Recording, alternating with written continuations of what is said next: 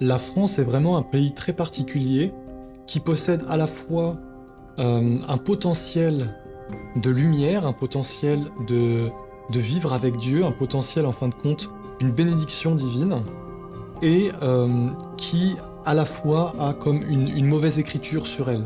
C'est un pays qui, par certains des actes qu'il a fait, par certaines choses que le peuple français a laissé faire, qui a quelque part accumulé une dette et qui aujourd'hui vit dans un sorte d'enfermement, dans un sorte d'emprisonnement qu'on pourrait vraiment appeler une dette karmique au niveau du peuple tout entier.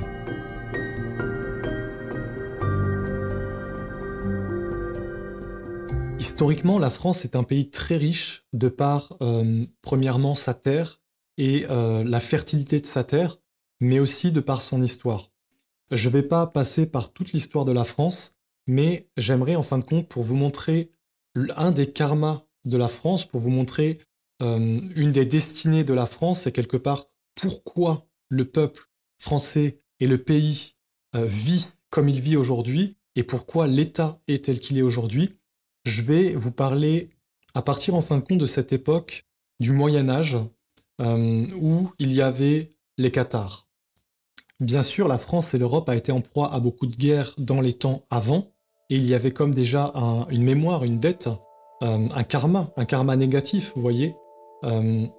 Mais historiquement, la France possède un grand capital de lumière de par le peuple celte et la tradition des druides qui a vécu en France et en Angleterre et dans plusieurs parties de l'Europe, qui ont été les gardiens des mystères de la terre et qui ont été les protecteurs qui ont été les prêtres du Très-Haut, en fin de compte, les prêtres de la terre, du vivant, qui ont maintenu pendant des siècles et des siècles une tradition vivante, c'est-à-dire où les êtres vivaient dans des petits villages, dans des petites communautés, où il y avait des chefs de village et où quelque part il y avait pas trop de grandes guerres, pas trop de désordre. C'était pas des grandes guerres. Et il y a eu l'invasion de Rome et de César qui a en fin de compte détruit cela au moment où déjà la lignée des druides commençait à s'affaiblir et où en fin de compte l'esprit de Rome, c'est vraiment l'esprit de l'usurpation, ce dont je vous ai déjà parlé dans la vidéo précédente sur le karma de l'humanité.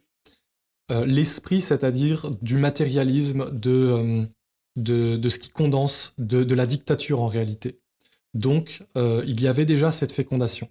Mais vous voyez, la France est un pays qui a été béni d'un monde supérieur parce que plusieurs fois, des fils de la lumière ou des traditions sont venus sur la terre. Et j'aimerais vous montrer comment justement, par les réactions, par les actes qui ont été faits, qui ont été posés par le peuple français, qui ont été admis et qui ont été validés par le peuple français, comment le karma de tout un peuple, de toute une nation, s'est formé. Au Moyen-Âge, il y a, dans les années 1200, les Cathares qui sont venus et qui sont apparus dans le sud de la France, dans la région des Pyrénées et dans le sud-ouest et sud de la France. Et en fin de compte, les Cathares étaient les héritiers des Bogomiles, qui sont le courant de Saint-Jean, c'est-à-dire le courant originel du Christ. Les Cathares étaient les porteurs du christianisme pur, c'est-à-dire de cette branche du christianisme qui est restée pure. Les Cathares prônaient une vie simple, ils prônaient en fin de compte l'éducation, c'est-à-dire que les êtres puissent, que les citoyens puissent étudier la Bible, parce qu'à l'époque, vous voyez, c'était les messes en latin, et le peuple n'avait pas accès à l'enseignement, à l'éducation, aux paroles de Dieu, à la Bible. Et les Cathares voulaient en fin de compte éduquer, ils voulaient répandre l'enseignement du Christ, mais dans la réalité, dans la vie quotidienne, ils ne voulaient pas que ce soit une religion abstraite et morte comme on va dire les chrétiens l'avaient fait avec tous ces papes et en fin de compte toute cette structure et cette organisation qui était déjà largement corrompue. Les Cathares en fin de compte étaient vraiment les porteurs de ce courant originel et pur de la lumière. Et en fin de compte, les Cathares ont été exterminés. Voilà, si c'est pas connu, si vous le savez pas, vous avez qu'à faire quelques recherches. Il y a eu un génocide. L'Église associés avec le roi, ont décidé de tuer les Cathares, en fin de compte de faire un génocide, c'est-à-dire ils les ont tous brûlés. Et en faisant ça, en fin de compte, et le peuple qui ne s'est pas opposé à cela, en fin de compte, c'est un acte qui a été posé. Et vous voyez, quand par exemple, l'Église qui était à l'époque ceux qui dirigeaient le pays, et le roi qui ont donné leur accord pour faire ça, c'est comme si le pays tout entier, le peuple tout entier avait accepté. Les Cathares étaient les représentants de Dieu. Donc, le peuple, quelque part, l'égrégore, a refusé Dieu, c'est-à-dire il a mis à mort Dieu. Il a mis à mort un courant de Dieu. Il n'a pas accueilli la lumière et ne l'a pas laissé exister et ne lui a encore moins donné les moyens de gouverner et de diriger. C'est un monde sombre, un monde de pouvoir, un monde de corruption qui était déjà au pouvoir à cette époque et qui a en fin de compte posé des actes pour enchaîner le peuple de génération en génération. Alors déjà, avec ce premier acte du génocide cathare, la France s'est créée une destinée sombre, une destinée d'esclavage, une destinée en fin de compte qui est à l'encontre de Dieu.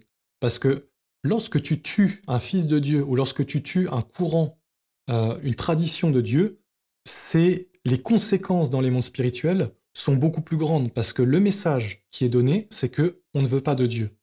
Donc si on ne veut pas de Dieu, on veut du néant, on veut de la destruction et de la guerre.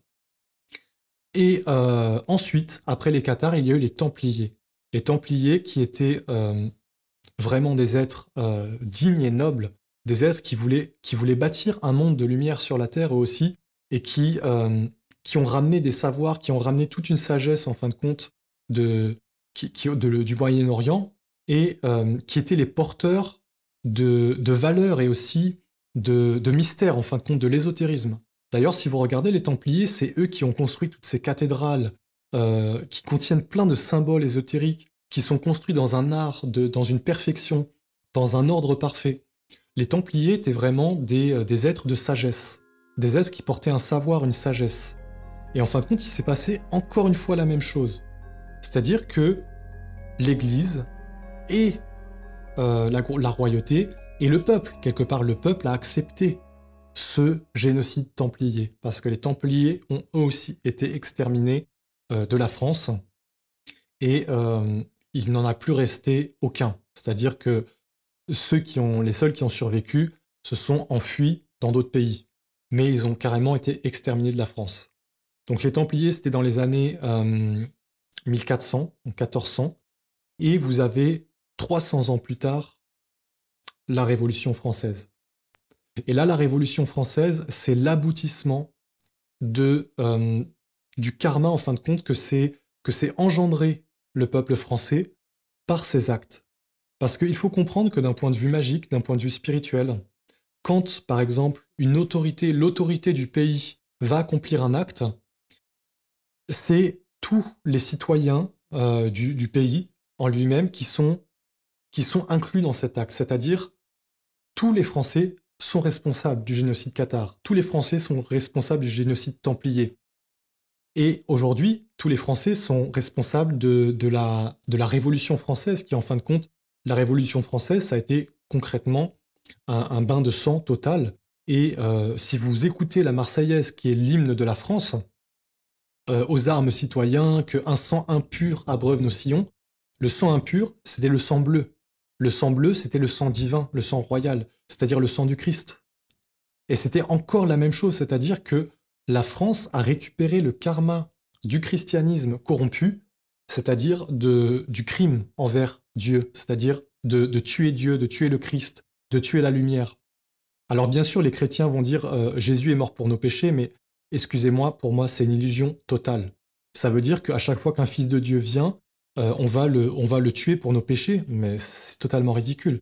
S'il vous plaît, éveillez-vous et regardez que tout ça, c'est des illusions et qu'il faut maintenant s'éveiller et voir les choses en face.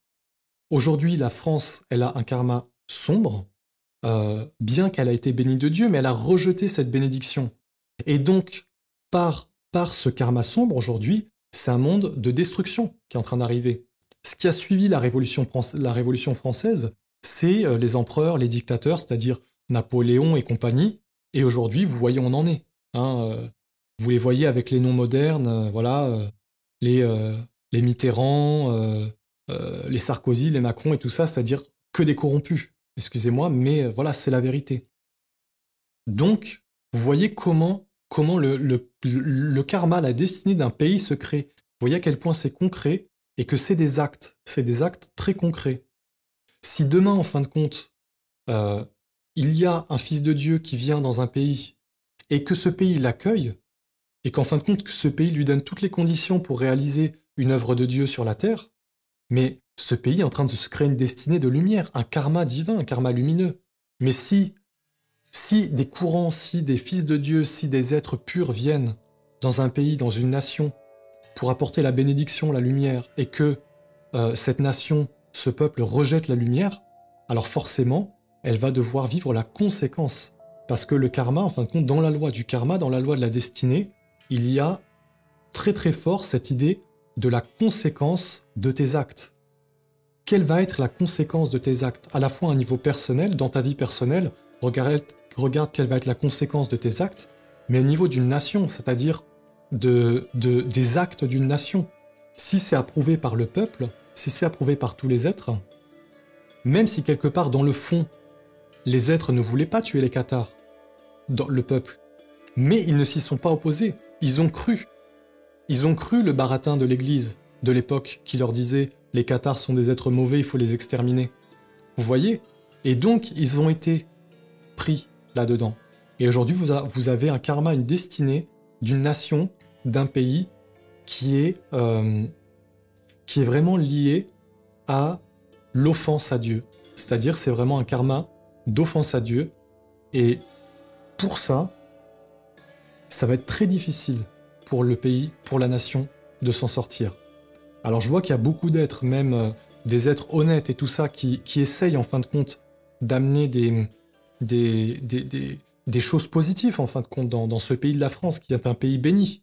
Mais voyez, aujourd'hui, la meilleure chose qu'il y aura à faire pour ce pays, en fin de compte, c'est que les êtres qui s'éveillent se séparent, c'est-à-dire forment des communautés, forment des lieux, en fin de compte, où ils vivent ensemble et en fin de compte se séparent de la masse qui va vers un esclavage, de la masse, en fin de compte, qui est en accord avec cet esprit qui a nié Dieu, qui a même tué Dieu, qui l'a conduit en esclavage.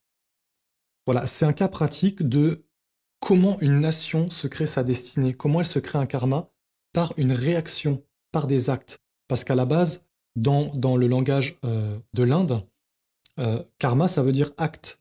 Mais un acte, c'est à tous les niveaux, c'est-à-dire c'est au niveau, bien sûr, physique, mais c'est à tous les niveaux spirituels, vous voyez. Parce que quand tu fais un acte physique comme tuer un être, comme tuer des êtres, comme faire un génocide, par exemple, c'est dans plusieurs mondes, c'est-à-dire tu le fais dans le monde des sentiments, dans le monde des pensées, dans le monde de la magie.